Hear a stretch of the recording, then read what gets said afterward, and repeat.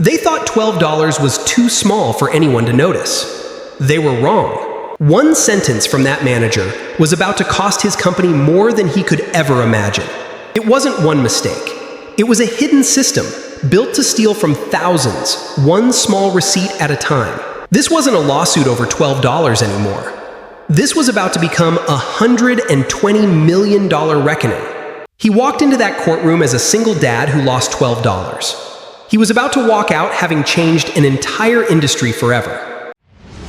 If someone stole $12 from you, would you let it go, or would you burn their entire empire to the ground? Stay with me until the end of this video, because what started as a $12 insult turned into the largest fraud exposure this state had ever seen. And if stories about ordinary people standing up against powerful corporations move you, hit that like button right now and subscribe, because you do not want to miss how this one ends. Daniel Reyes was 36 years old the winter this story begins, and he had exactly two things that mattered to him in the world: his 8-year-old daughter, Mia, and the small hardware and general store he had inherited from his father, Reyes Supply, tucked between a laundromat and a shuttered bakery on the corner of 5th and Miller. His wife had left 3 years earlier, unable to handle the slow bleed of a failing small business and a husband who worked 7 days a week just to keep the lights on. Daniel didn't blame her.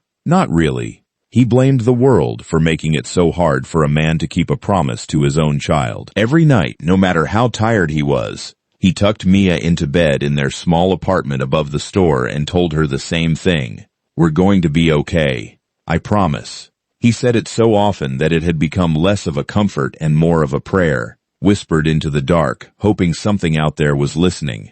Daniel's father, Manuel Reyes, had opened Reyes Supply 39 years earlier with a loan from his own father-in-law and a hand-painted sign that still hung above the door. Manuel had built the store's force reputation one small kindness at a time, extending credit to families during hard winters, fixing a neighbor's leaking pipe for free when he could tell they couldn't afford the part, never once raising a price simply because he could. When Manuel passed away 6 years before this story begins, Daniel inherited not just a business but a promise, whispered to him at his father's bedside: "Take care of people, and the store will take care of you." Daniel had tried to hold on to that promise even as the economics of small-town retail grew crueler every year, even as he watched trucks from bigger chains roll past his window carrying inventory at prices he could never match. He kept his father's sign exactly as it was, chipped paint and all, because taking it down felt like admitting the promise had failed. Reyes Supply was the kind of store that big box chains were slowly erasing from America,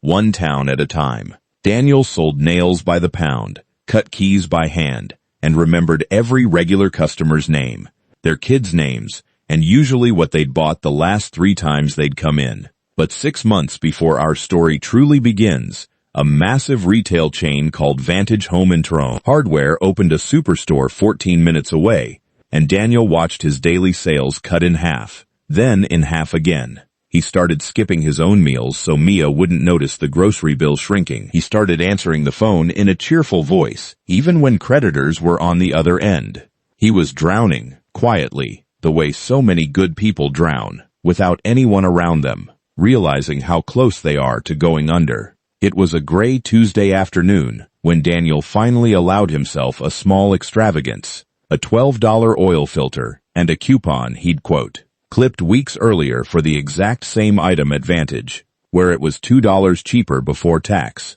He needed the filter for the delivery van that kept Reyes Supply's small local contracts alive. Standing in that long, fluorescent-lit checkout line at Vantage, holding Mia Longpu's hand with his free one because he'd picked her up early from school for a dentist appointment, Daniel handed the cashier his coupon along with a $20 bill. The cashier, a young man barely out of his teens named Tyler, according to his name tag, scanned the item, took the coupon, and handed Daniel back exactly $8 in change.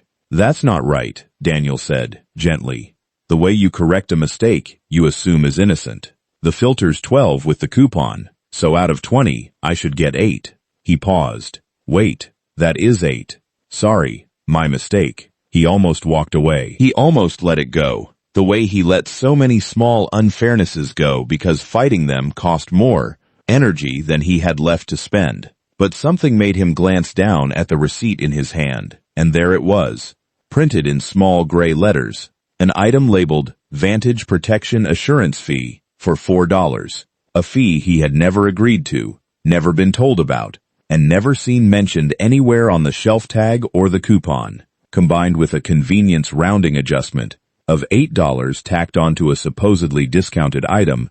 Daniel realized he had just been charged $12 more than the price he'd been promised. He asked Tyler about it. Tyler, visibly nervous, said it was store policy, and he wasn't allowed to reverse it without manager approval. Daniel asked for the manager. He waited 11 minutes in that line, Mia tugging at his sleeve asking if they could go, while a manager named Brent Holloway finally appeared, looked at the receipt with the weary contempt of a man who had done this exact performance 1,000 times, and told Daniel that the fees were disclosed in the terms and conditions available online, and that there was nothing he could do. When Daniel pressed, calmly, respectfully, asking simply for his $12 back, Brent Holloway said something that would end up being repeated in courtrooms, in newspapers, and eventually on the evening news across the entire country.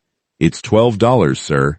I think you have bigger problems than $12. Mia looked up at her father in that moment, and Daniel saw something in her eyes he never wanted to see again. Not embarrassment, but the dawning childhood realization that adults in positions of power could look at her dad and decide he didn't matter. Daniel took her hand, said nothing more, and walked out of that store with his oil filter and his 12 missing dollars. But something inside him had shifted. Not anger, not yet. Curiosity. A quiet, burning question that would not let him sleep that night. How many other people had Brent Holloway said that exact sentence to today? This week? This year? Daniel Reyes had never considered himself an investigator. He was a hardware store owner who understood inventory sheets and shelf pricing far better than legal jargon. But that night, after Mia had gone to sleep, he sat at his kitchen table with his own laptop. The receipt from Vantage spread out in front of him like a crime scene photo, and he began to read. He read the Vantage Protection Assurance terms buried 9 clicks deep on their website, written in language designed to be abandoned before it was understood. He found forum posts, buried on obscure consumer complaint websites, from people in 4 different states describing the exact same experience. A coupon that didn't fully apply, a mysterious fee that appeared only on the printed receipt, never on any price tag, and a store manager trained to recite some version of its policy until the customer gave up. Over the following 2 weeks, Daniel did something almost nobody in his position would have had steward, the patience or the heart to do. He started keeping a folder. He photographed every Vantage receipt he could get his hands on, asking customers, contractors, and neighbors who shopped there if they'd let him scan theirs for a project, never fully explaining why. He built a spreadsheet, the same kind he used to track his own inventory, cataloging dates, amounts, and the specific hidden fees applied. Within 3 weeks, he had 81 receipts. Every single one contained at least one undisclosed charge, ranging from $3 to $19. It wasn't a mistake. It was a system. A quiet, deliberate skim, so small on any individual receipt that almost no one complained, and so massive in volume, Vantage operated 412 stores nationwide, that it added up to a fortune nobody was supposed to notice. The turning point came when Daniel brought his folder to a woman named Renata Okafor, a consumer rights attorney who ran a small storefront legal practice 2 blocks from Reyes Louvre Supply. The kind of lawyer who took cases other firms considered too small to matter. Renata had helped Daniel once before, years ago, with a landlord dispute, and she remembered him as a man who never asked for more than what was fair. When Daniel spread his 81 receipts across her desk and explained the pattern, Renata went quiet for a long moment, then said the words that would change everything. "Daniel, if this is what I think it is, you haven't found a mistake. You've found a machine, and machines like this don't get built by accident. Someone designed it to work exactly this way." Renata explained, gently but honestly, what Daniel was up against. Vantage Home and Hardware was a subsidiary of a much larger holding company, Corvell Industries, run by a CEO named Marcus Corvell, a man known in business circles for his aggressive, cost-cutting, and his even more aggressive legal team. Taking on Vantage would not be a fight over $12. It would be a multi-year war against a corporation with more lawyers on retainer than Daniel had customers in a month. Renata told him plainly, "If we do this, they will try to bury you before they ever let a jury hear your name. Are you sure you want this?" Daniel thought about Mia's face in that checkout line. He thought about every other single parent, every retired veteran on a fixed income, every exhausted worker who had stood in that same line and been told their $12, or their $8, or their $19, didn't matter, because they had bigger problems. He looked at Renata and said, "They took $12 from a lot of people who couldn't afford to lose it. Somebody has to say it out loud." Renata smiled for the first time that meeting. "Then let's say it very, very loudly." What followed was not a single lawsuit, but the slow, painstaking construction of a case. Renata filed a formal consumer complaint with the state attorney generals as Consumer Protection Division, attaching Daniel's spreadsheet as supporting evidence, which triggered a preliminary inquiry.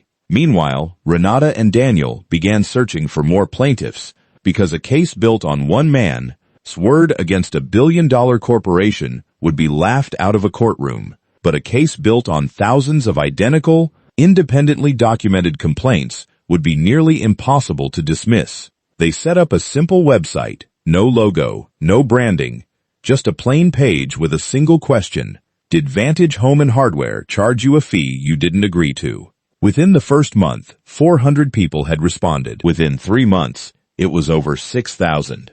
What surprised Daniel most during this period was not the scale of the fraud itself, but the sheer relief in the voices and messages of the people who came forward. A retired schoolteacher named Grace Holloway, no relation to the Vantage manager who shared a similar name, wrote to Daniel describing how she had noticed the same strange charges for over a year, but assumed she had simply miscounted her own change, embarrassed to even bring it up with the cashier. A construction worker named Ferris Dan Laddie, who supported 4 children on a single income, said he had once tried to dispute a similar fee and been told, almost word for word, the same dismissive line Daniel had heard. "It's only a few dollars, sir." Reading message after message, Daniel began to understand that Vantage's entire fee strategy depended on a very human, very universal feeling, the quiet shame of making a fuss over such a small amount, the fear of being seen as difficult, cheap, or unreasonable over a handful of dollars. The company had built a business model on the dignity of its customers working against them. Word of Daniel's growing case spread through the community in ways no press release ever could. Local contractors who still bought lumber and fasteners from Reyes Supply out of loyalty began leaving small notes with their purchases. "Keep going," Daniel scrawled on the back of receipts, or simply a thumbs-up sticker pressed onto the counter. A local diner owner, Estelle Ruiz, began setting aside a free coffee for Daniel every morning for the fight, refusing payment no matter how many times he tried to leave money on the counter. It was a strange, quiet kind of solidarity, built not out of dramatic gestures, but out of a shared, unspoken understanding among working people that Daniel was fighting a battle many of them had quietly lost themselves. It was during this period that the story took its first genuinely frightening turn. Daniel began receiving anonymous phone calls late at night. No words, just silence. Then, a hang-up. His stores, his COC insurance, was abruptly canceled by a carrier that had covered Reyes Supply for 11 years, with no clear explanation beyond a form letter about reassessed regional risk. A health inspector showed up unannounced for the 3rd time in a single month, going through his stockroom with unusual thoroughness. None of it could be directly tied to Vantage or Corvell Industries, and none of it was ever proven in court to be retaliation. But Daniel knew, the way you know a storm is coming before the sky even changes, that someone powerful had noticed him, and someone powerful did not like being noticed back. Renata, for her part, discovered something during discovery that gave the case its true weight. Buried in an internal Corvell Industries training document, later obtained through a whistleblower, A former regional operations manager named Patricia Vance, who had quietly resigned from Vantage 2 years earlier after refusing to implement a fee structure she considered unethical, was a slide deck titled, without any apparent irony, Frictionless Revenue Optimization. It described, in flat corporate language, a strategy of introducing small, difficult-to-notice fees calibrated specifically to stay below the threshold most customers would bother disputing. The document even referenced internal research suggesting that fees under $15 generated formal complaints from less than 2% of customers.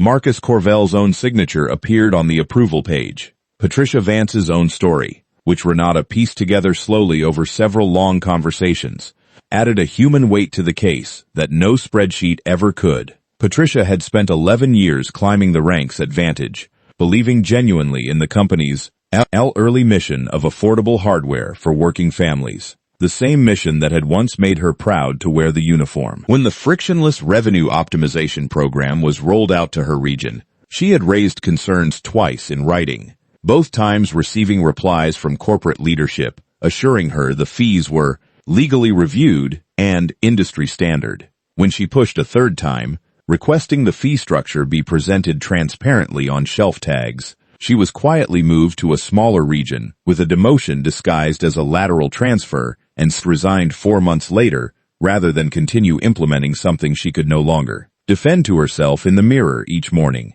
For 2 years, she told no one outside her immediate family, carrying a private guilt that she had known and said nothing further. When a mutual acquaintance connected her to Renata's growing case, Patricia said it felt less like being asked to testify and more like finally being given permission to finish the sentence she had started years earlier. When Patricia Vance agreed to testify, having carried the guilt of her silence for 2 years, Renata knew they no longer had a small consumer complaint.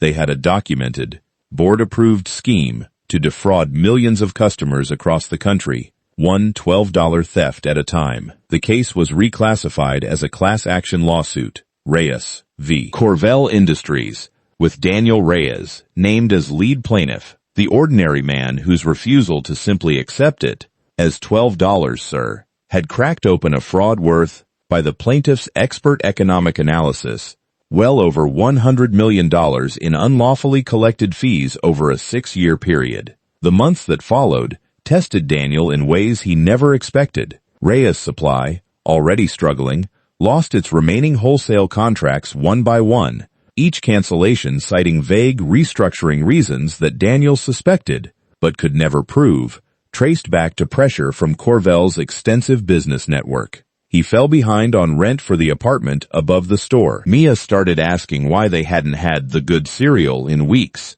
and Daniel started skipping dinner more nights than he ate one, always making sure her plate was full before he even considered his own.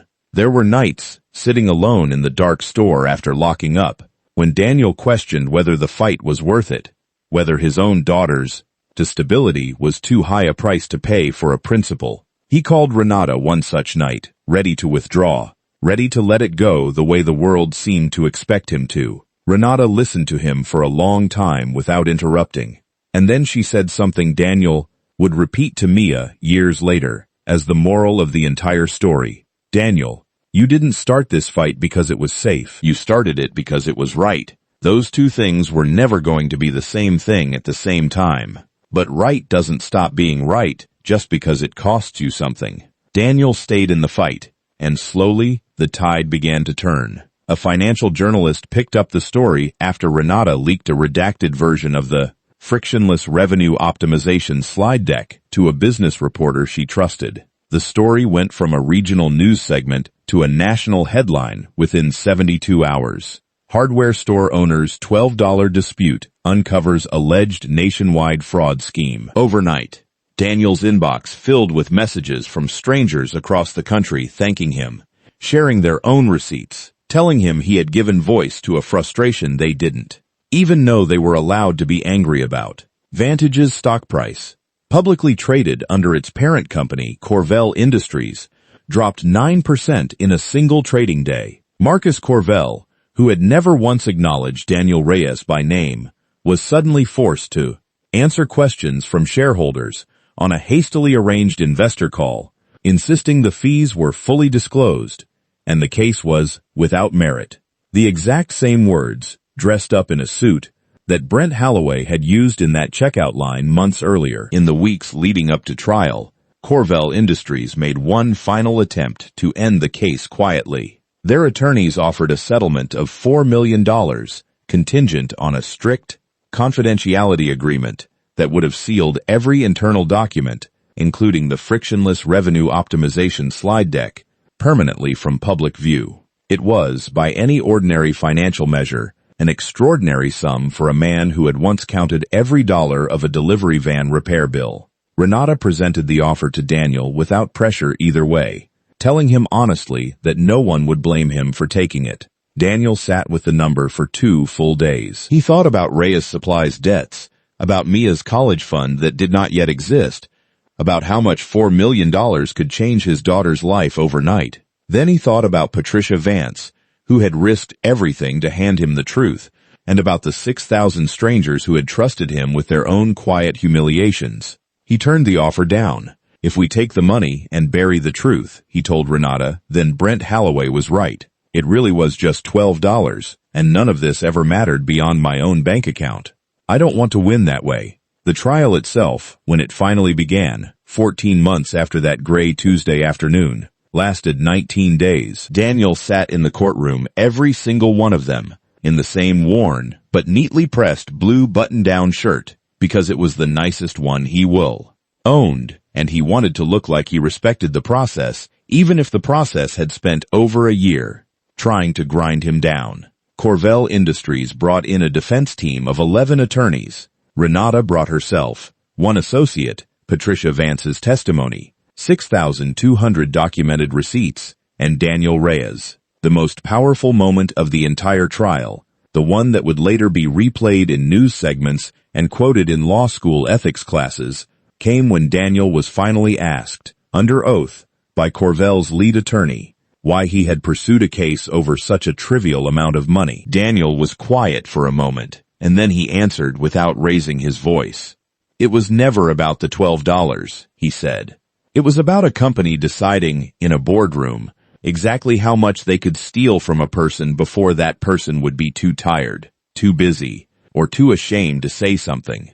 They did the math and decided $12 was safely below that line for most people. I just happened to be the one person that day who had run out of things to lose. The courtroom was silent. Even the judge, according to reporters present, paused for several seconds before allowing the next question. The jury deliberated for 6 hours. When the verdict was read, the courtroom heard the words that would end this story and begin an entirely new chapter of Daniel Reyes's life.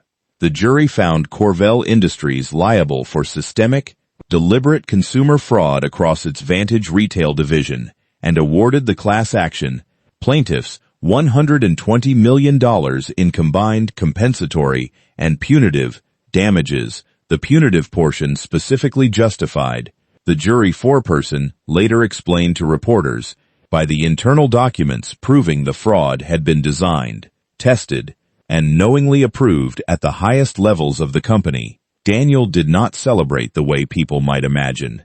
He didn't throw his hands in the air or shout. Witnesses said he simply put his hand over his mouth, closed his eyes, and exhaled, like a man finally allowed to put down something impossibly heavy after carrying it for over a year. Outside the courthouse, reporters swarmed him with questions, and Daniel gave only one real statement before asking to go be with his daughter. This was never a story about me getting rich. It's a story about what happens when ordinary people refuse to be told they're $12, or their voice doesn't matter. As lead plaintiff, Daniel's individual settlement portion was substantial, but true to the man he had always been, he did something the news covered almost as widely as the verdict itself. He used part of his settlement to pay off Reyes Supply's debts and fully renovate the store, keeping his father's original sign out front, unchanged. He established a small fund, quietly, without a press release, to help other single parents facing predatory fees or unfair debt collection get free legal consultations through Renata Toe. Okafor's now expanded practice which he helped fund permanently. Patricia Vance, the whistleblower who risked her career and reputation to tell the truth, was given a portion of the settlement recognized in the final court order as a statutory whistleblower award, and she later said in an interview that Daniel had personally called her the week after the verdict, not to talk about money, but simply to say thank you for believing that her silence had a cost too high to keep paying. Vantage Home and Hardware was required, as part of the settlement, to eliminate the disputed fee structures nationwide, issue public restitution notices to affected customers going back 6 years, and submit to 3 years of independent financial auditing. Marcus Corvell resigned as CEO of Corvell Industries 8 months after the verdict. Under continued pressure from shareholders and a separate regulatory investigation the case had already triggered. Brent Holloway, the store manager who had once looked a struggling father in the eye and told him he had bigger problems than $12, was, according to local reporting, no longer employed by the company by the time the verdict was announced, though Daniel, when asked about him directly in one interview, simply said, "I hope he's all right. I hope everyone in that story finds their way to doing better." That's really all any of this was ever about. In the years that followed, Reyes Supply became something of a local landmark, not because of its size, but because of what it had come to represent. Visitors sometimes drove out of their way just to buy a bag of nails from the store from that lawsuit, and Daniel always greeted them the same unassuming way he greeted everyone, refusing to let the story turn him into someone he wasn't. Renata Okafor's small practice grew into a respected consumer advocacy firm, taking on 3 similar cases against other retail chains within 2 years, each one citing the Reyes v. Corvell Industries verdict as precedent. Patricia Vance eventually returned to the retail industry, this time as a compliance officer, specifically brought in to help companies build fee structures that could withstand exactly the kind of scrutiny she had once been punished for requesting. Mia Reyes, older now, would sometimes ask her father to tell her the story again, not the version, with the dollar amounts and the courtroom drama that made the news, but the version that mattered to her, about the day her dad stood in a checkout line and didn't back down, even when it would have been so much easier to. Daniel would tell her the same thing every time, the same promise he had whispered into the dark. All those difficult nights above the failing hardware store. We're going to be okay. Except now, when he said it, both of them knew, without a shadow of doubt, that it was true. Above the door of Reyes Supply, Manuel Reyes's hand-painted sign still hung exactly where it always had, a little more faded each year, and Daniel never once considered replacing it, because everything the sign had promised the town 39 years earlier had, against every odd stacked in front of it, finally come true. If this story moved you even a little, if it reminded you that ordinary people, armed with nothing more than a receipt, a spreadsheet, and the refusal to be dismissed, can still change the world, then please take a moment to like this video and subscribe to this channel, because there are so many more stories like Daniel's, waiting to be told. Stories about the quiet, unglamorous courage it takes to say no, that's not right, when everyone around you is telling you it's just $12. Thank you for watching, and I will see you in the next story.